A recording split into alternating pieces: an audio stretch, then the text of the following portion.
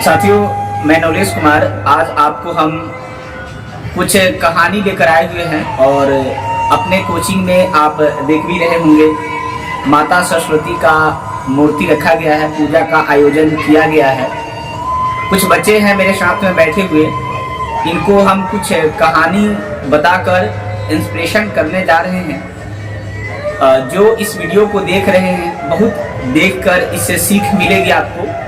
और इसमें दो कहानी हम कहने वाले हैं, एक माता सरस्वती का और दूसरा कहानी जो होगा अकबर और बीरबल के बीच का होगा। दोनों बहुत मर्म की कहानी है।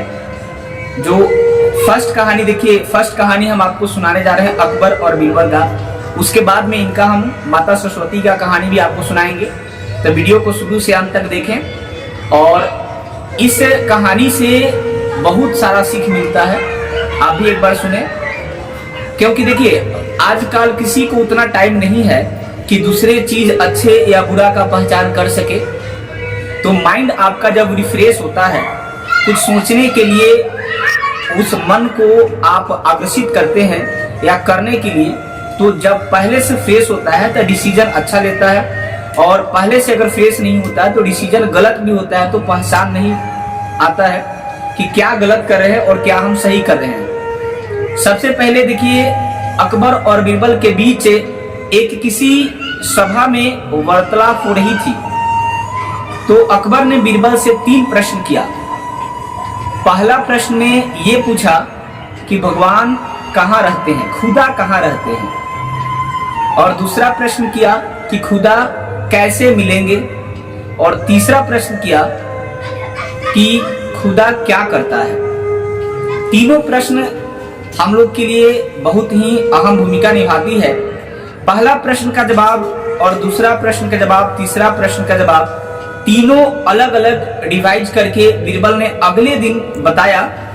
तो देखिए उसमें क्या हुआ कि बीरबल ने क्या किया कि कहा कि आज इस प्रश्न का जवाब हम नहीं दे सकते हैं, कल जब दरबार लगेगी तो कल हम इसका जवाब जरूर देंगे। आज सभा को यहीं पर स्थगित किया जाए। और उसके बाद में बीरबल ने क्या किया कि अपने घर चले गए और वहां जाकर बड़ी चिंतित भाव से बैठे हुए थे। तभी उनका एक लड़का था जो बोला कि पिताजी क्या हाल है, काहे ऐसे चिंते में हैं आप। बीरबल ने बोले कि 3 प्रश्न राजन ने हमसे किया है। पहला प्रश्न है कि भगवान कहाँ रहता है, दूसरा भगवान क्या करता है, और तीसरा भगवान को कैसे प्राप्त करें हम। बच्चे ने कहा कि ये तो बड़ी सिंपल बात है। देखिए वही चीज आ गया, हम आपको पीछे जब बता रहे थे वीडियो में कि जब भी आपका दिमाग फ्रेश रहता है, किसी भी तरह का कोई टेंशन नहीं होती है, तो कोई भी चीज जल्दी निर्णय आप ले लेते हैं और सही से सही ले लेते हैं। ये 2 तरह से खुशी आती है।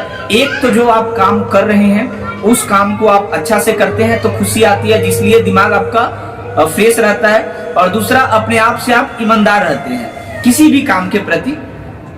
बीरबल ने मन में सोचा कि हम इतना बड़ा ज्ञानी हैं, इस प्रश्न का जवाब मेरे पास नहीं है और मेरा बालक कह रहा है कि इस प्रश्न का जवाब मेरे पास है। तो बहुत हट करने के बाद ये अपने बालक को अगले दिन राजा के दरबार में लेकर आए। तो इन्होंने बड़ी गर्व से बोला राजन के सामने कि राजन, ये तो बहुत छोटी सी प्रश्न है, इसका जवाब हम क्या, मेरा बच्चा दे देगा।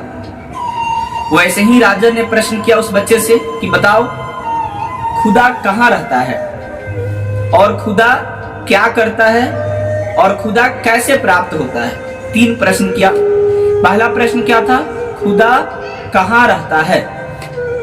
अब पहला प्रश्न जब जैसे बोले कि खुदा कहाँ रहता है, तो अकबर के जो बीरबल के जो बच्चे थे बोले कि थोड़ा सा दूध मंगाइए और शक्कर मंगाइए। तो दूध और शक्कर, राजा के दरबार में क्या कमी होती है, किसी भी तरह की कोई कमी नहीं होती है। तुरंत दूध और शक्कर को लाया गया और दूध और शक्कर लाकर दोनों को एक साथ शरबत बना दिया उस बच्चा ने। जैसे ही शरबत बनाया था, कुछ समय बाद दूध और शक्कर, जिसे चीनी बोलते हैं हम लोग, आपस में मिल गया। अब राजा के सामने ग्लास ले जाकर दिया कि बताइए इसमें शक्कर और दूध में कहाँ अलग अलग फर्क है, आप बताइए उससे। राजा ने कहा कि दोनों तो मिल गया। तो बोला कि इसी में आपका जवाब है। भगवान यानी खुदा हर वस्तु में है, हर व्यक्ति में है, लेकिन उसे ढूंढना पड़ता है, ऐसे नहीं मिलते हैं, यानी हर व्यक्ति में है। उसने संतुष्ट हुआ कि हाँ जी, बहुत अच्छा जवाब दिया। दूसरा प्रश्न किया कि खुदा को प्राप्त कैसे किया जाए, तो उसमें ये जवाब दिया बच्चा कि दही अगर है तो मंगाइए। दही को तुरंत हाजिर किया गया, दही को लाया गया। तो बोला कि दही से मक्खन निकलता है, तो बच्चा बोला, राजन बोले कि जी बिल्कुल निकलता है। तो बच्चा ने बोला कि अभी तो दही के ऊपर मक्खन नहीं है, इसे बिलोना पड़ेगा, यानी उसको रही से बिलोना पड़ेगा, उसके बाद में मक्खन निकलेगा। तो वैसे ही भगवान है, भगवान हर जगह है, लेकिन जब उसे खोजिएगा, खोजने के विधि को आप अपनाइएगा तभी वो मिलेंगे, यानी खुदा उस तरह से मिलेंगे। और तीसरा प्रश्न का जवाब दिया, बोला कि तीसरा प्रश्न जो आप पूछे हैं कि खुदा क्या करता है, तो इसके लिए आपको हमें गुरु मानना पड़ेगा और आप हमारा शिष्य बनिए, तब जाके इसका जवाब हम दे सकते हैं। राजन ने बोला कि ठीक है। तो लड़का बोला कि गुरु ऊपर होता है और शिष्य नीचे होता है। तो अपने जो कुर्सी था मेन राज दरबार का, उस पर राजन ने उस बच्चे को बैठा दिया और राजन खुद बच्चे के स्थान पर आ गया। और बालक जैसे बैठा, वहां बैठते ही बोला कि राजन, आपके प्रश्न का जवाब मिल गया। राजन ने बोला कि समझे नहीं। तो बोला कि यही है प्रश्न का जवाब कि अभी आप राजा थे, अब मेरे शिष्य हो गए हैं, अब हम यहाँ के राजा हो गए, क्योंकि हम तो यहाँ आपके मुख्य सिंहासन पर बैठ चुके हैं। तो इसमें देखिए क्या इस तीनों प्रश्न से क्या जवाब मिला कि जैसा जो क्रियाविधि होती है वो होगी। अपने कर्म को कभी भी इंसान को भूलना नहीं चाहिए। कोई भी विद्यार्थी हो, हम हैं या कोई भी है, अपना कर्म करना चाहिए। कहीं भी जाइए, किसी भी काम को करिए, दिल से करिए, ईमानदारी से करिए। इस प्रश्न को हम यहाँ खत्म करते हैं। अब आते हैं दूसरा प्रश्न माता सरस्वती का लेकर, जो कुछ ही क्षण में आपको हम बता रहे हैं। देखिए, एक मंदिर था कहीं, बड़ी प्रसिद्ध कथा है ये, आप सुने होंगे। एक मंदिर कहीं सरस्वती माता की थी और उसमें अनेकों बच्चे, जैसे अभी एग्जाम का टाइम देखे, 12th का आ रहा है या मैट्रिक का आ रहा है एग्जाम का टाइम, वैसे ही कोई एग्जाम का टाइम था। सभी बच्चे जाकर अपने अपने रूप से भाड़ा भागना समझते हैं ना, मतलब कोई भी अपने रूप में चढ़ावा देने के लिए वहां भाड़ा मान रहे थे। कोई कह रहा था मैं पास कर जाऊंगा तो इतना लड्डू चढ़ा दूंगा आपको, कोई कह रहा था मैं पास कर जाऊंगा तो ये आपको चढ़ा दूंगा, मंदिर अच्छा से बनवा दूंगा। तो उस समय ऐसा होता था कि जो भी देवी देवता होते थे, जो भी सत्य होता था, वो सामने प्रत्यक्ष आपसे बातें करता था। तो आपस में माता ने देखा कि जो भी लड़का आ रहा है, और एक चीज और, जो भी वहां लड़का या लड़की आ रही थी, वो सब बोलती थी मैं आपका बच्चा हूँ, थोड़ा हम पर ध्यान दीजिए, मैं आपका बच्चा हूँ, थोड़ा हम पर ध्यान दीजिए।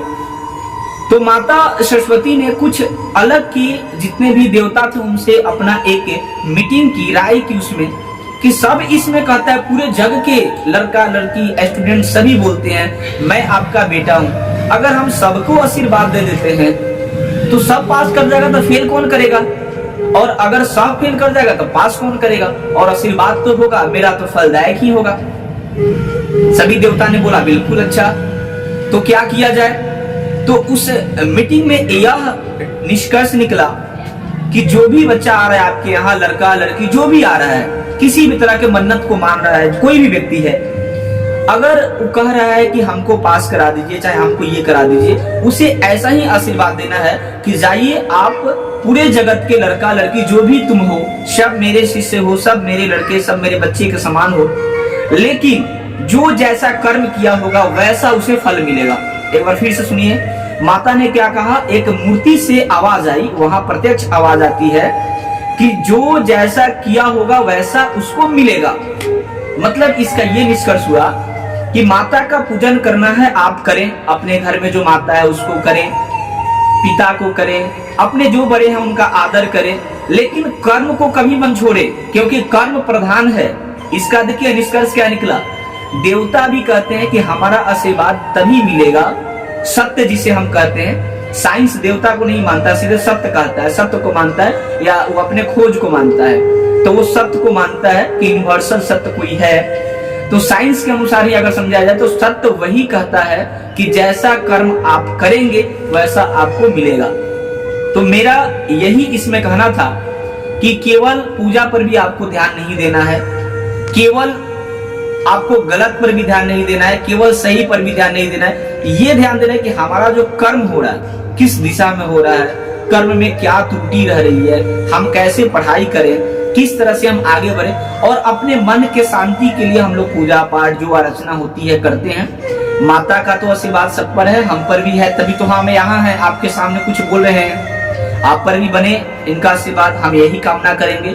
और जो भी एग्जाम देने वाले हैं विद्यार्थी, उनके लिए ये बहुत अच्छी ये कहानी थी, जिसके माध्यम से हम ये आपको हम बता सकते थे कि कर्म को कभी नहीं छोड़े। केवल मन्नत मानने से नहीं होता। उससे हम लोग क्या करते हैं, कर्म नहीं करेंगे, केवल मन्नत मानते हैं तो देवताओं को हम लोग नीचा कर देते हैं। होगा ही नहीं। कभी कभी हो जाता है किसी का, अगर हो गया तो कहता है चलिए देवताओं में या सत्य में बहुत शक्ति है, अगर नहीं हुआ तो कहता है कि देवता झूठा है, चाहे जो भी है ये सब झूठा है। लेकिन ध्यान रखिए, इसमें माता ने क्या कहा है, कर्म करेगा वैसा उसको मिलेगा, क्योंकि सब मेरे जगत के बेटा बेटी जो भी हैं, शिष्य हैं, मेरे बच्चे हैं, इसलिए सबको एक ही आशीर्वाद दिया कि तुम जैसा करेगा वैसा तुमको मिलेगा। कैसी लगी ये कहानी आप कमेंट में बताइएगा, और फिर मिलते हैं किसी अन्य वीडियो में। तब तक के लिए जय हिंद।